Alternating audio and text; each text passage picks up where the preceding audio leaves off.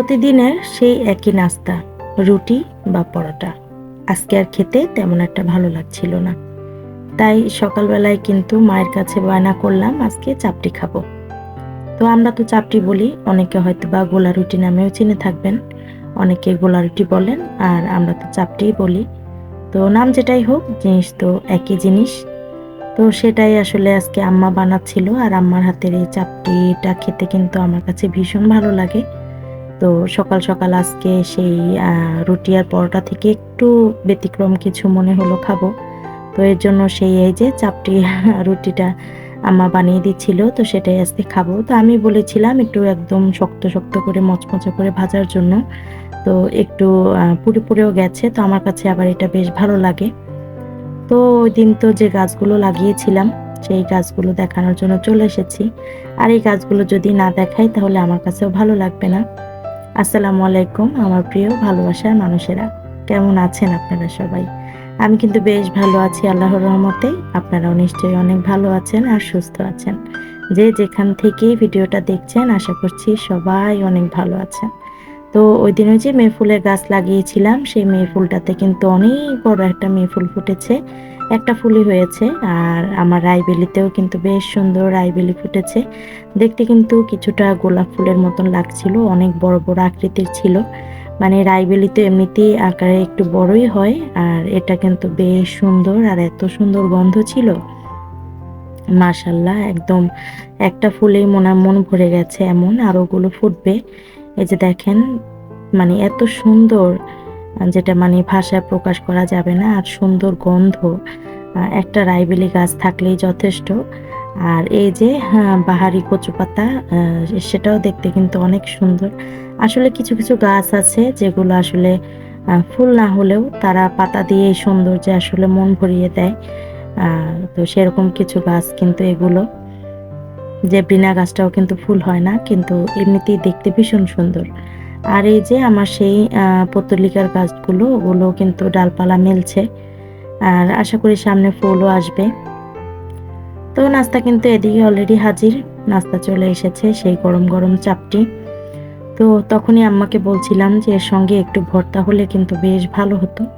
তো সকালবেলা যেহেতু ভর্তা আর খাবো না, আর সকালবেলা খালি পেটে ভর্তা খেলে হয়তো বা একটু সমস্যাও হতে পারে, এর জন্য আর ভর্তাটা ইগনোর করলাম। তো চাপড়িটাই খাচ্ছি। আর আমার কাছে এমনিতেই এত মচমচা হয়েছে, খেতে ভীষণ মজা লাগছিল। তো যারা এই পর্যন্ত এসেছেন একটা লাইক দিতে ভুলে গেছেন, প্লিজ এক্ষুনি একটা লাইক দিয়ে দিবেন।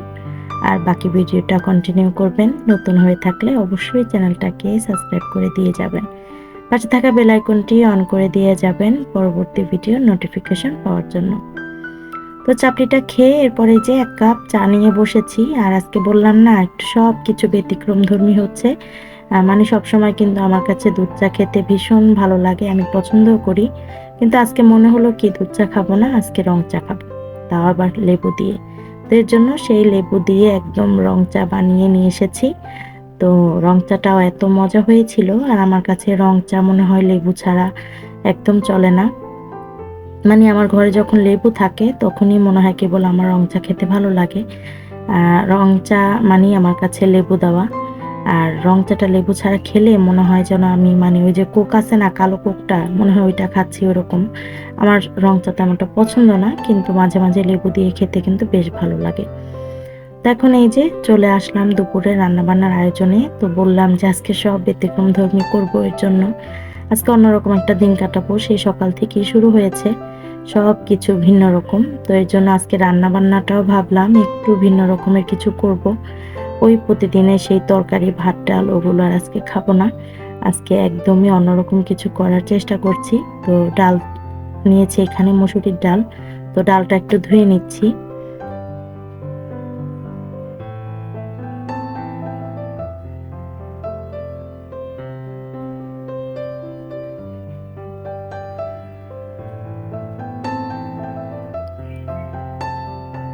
তো এই তো ডালটা কিন্তু ধোয়া শেষ। আর আমি ওদিকে অলরেডি এই যে খুদের চাল, এগুলো হচ্ছে খুদের চাল বলি আমরা।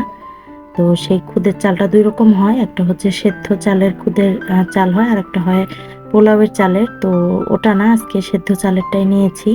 তো এখন আজকে খুদের চাল ডাল দিয়ে বোয়া ভাত রান্না করব বা খুদের ভাত রান্না করব। আর সঙ্গে ওই যে সকালে ভর্তা খেতে মন চেয়েছিল, কিন্তু খালি পেটে তো খাওয়া হয়নি, তো সেজন্য আজকে ভর্তা দিয়ে খুদের ভাত রান্না করব।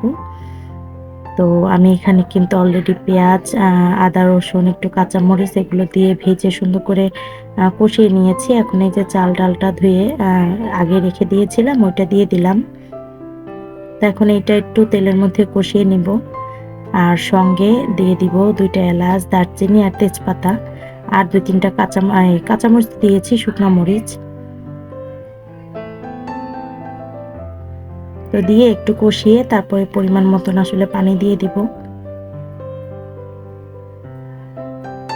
তা আমার প্রিয় আপু ভাইরা কিন্তু আমাকে বেশ সুন্দর সুন্দর কমেন্টস করেন, আলহামদুলিল্লাহ। আপনাদের সবার কমেন্টসগুলো পড়লে কিন্তু অনেক উৎসাহিত হই পরবর্তী দিনের আরও একটা ভিডিও বানানোর জন্য। তো সবাই এভাবে পাশে থাকবেন, এভাবেই সাপোর্ট করবেন। আপনাদের সাপোর্ট নিয়েই কিন্তু একটু একটু করে এগিয়ে যাব ইনশাল্লাহ। তো কিছুটা আলু কেটে রেখে দিয়েছিলাম, সেই আলুটাও কিন্তু এখন দিয়ে দিলাম। আর পরিমাণ মতন তো লবণ দিয়েছি। আর এখানে কিন্তু কোনো রকমের হলুদ টলুদ ইউজ করব না, একদম সাদাই রান্না করব। তো অনেকে হলুদ ইউজ করে। আর এদিকে কিন্তু বেগুন কেটে নিয়েছি, আর এখানে কাঁঠালের বিচি নিয়েছি ছুলে। তো এগুলো ভর্তা করব। আর এখানে যে শুকনা মরিচ আর শুটকিটা আমি একটু সেদ্ধ করে নিয়েছি আর কি, পানি শুকিয়ে নিয়েছি। তো এটাও ভর্তা হবে। আর ওই যে দেখেন মেঘলা দিন, বলছিলাম না আজকে সব একদম অন্যরকম অন্যরকম।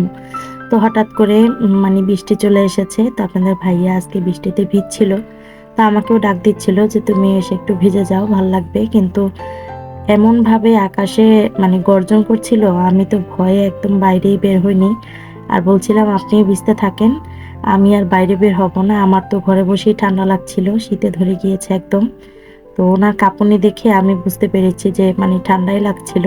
তা আমি আর বাইরে বের হয়নি। তো ওনারা বাবা ছেলেরা একটু ভিজলো আর কি। তো আকাশের রং আর মানুষের মন কখন যে চেঞ্জ হয়ে যায় আসলে বোঝা কিন্তু ভীষণ দায়। তো হঠাৎ করে কিন্তু বৃষ্টিও চলে এসেছে, আর ভালোই লাগছিল। আয়োজনটা কিন্তু একদম সঠিক টাইমে হয়ে গেছে, তাই না? এই যে দেখেন কিভাবে যে বজ্রপাত হচ্ছে, আমি আর ভয়ে একদম বাইরেই বের হইনি। তো যাক, এই যে অলরেডি ভর্তা বানানো শেষ। এখানে বেগুন ভর্তা, শুটকি ভর্তা, আর হচ্ছে কাঁঠালের বিচির ভর্তা, 3 রকমের ভর্তা কিন্তু রেডি হয়ে গেছে। আর এই যে আপনাদের ভাইয়াকে অলরেডি খেতে দিয়েছি, গোসল টোসল করে এসে তারপরে খেতে বসেছে।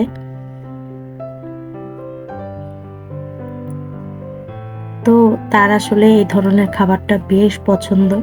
আমি এর আগে পরে হয়তোবা বলেছি, ওনাকে আপুরে শুনেছেন। মানে সে এমন একটা মানুষ, তাকে মানে ভালো খাবার বলতে মানে যে শাহী খাবার-দাবার ওইসবে সে এতটা খুশি হয় না। যতটা খুশি সে আসলে যে ভর্তা ভাজি এগুলোতে হয়। তো এই খুশিটা কিন্তু তার চেহারা দেখলেই আসলে বোঝা যায় সে আসলে এই খাবারটা খেয়ে কতটা তৃপ্তি পায়। তো যাই হোক, কত বকর বকর করে ফেললাম। কেমন লাগলো আজকের ভিডিওটা অবশ্যই কিন্তু কমেন্ট করে জানাতে ভুলবেন না। ভালো লাগলে কিন্তু একটা লাইক, কমেন্ট আর একটা সাবস্ক্রাইব করে দিয়ে পাশেই থাকবেন। তো এই খাবারটা আসলে আব্বুর জন্য রেডি করেছি, আব্বুকে পাঠাবো। তো আব্বু কিন্তু এই টাইপের খাবারগুলো খেতে বেশ পছন্দ করে। তো এর জন্য এই তো আব্বুর জন্য খাবারটা বেড়ে নিয়েছি। তো ছেলেকে দিয়ে আব্বুর জন্য খাবারটা পাঠিয়ে দিব। আর রাত্রেবেলা আপনাদের ভাই আসার টাইমে একটা তরমুজ নিয়ে এসেছিল। তো সেই তরমুজটাই আজকে কাটছি। আর তরমুজটা দেখতেও ভীষণ ভালো লাগছিল, আর ভিতরটাও অনেক সুন্দর লাল ছিল। আর এখনো তো তরমুজ মোটামুটি পাওয়াই যাচ্ছে। মিডিয়াম সাইজের একটা তরমুজ ছিল। এই যে দেখেন একদম টকটকা লাল, আর খেতেও কিন্তু বেশ মিষ্টি ছিল। তো এখন তরমুজটা কেটে তারপরে একটু ফ্রিজে রাখবো। এরপর সবাই মিলে আবার খাওয়া দাওয়ার পরে তারপরে রাতে তরমুজটা খাবো। তো কেমন লাগলো অবশ্যই জানাবেন। ভালো লাগলে অবশ্যই আমার চ্যানেলটার পাশে থাকবেন।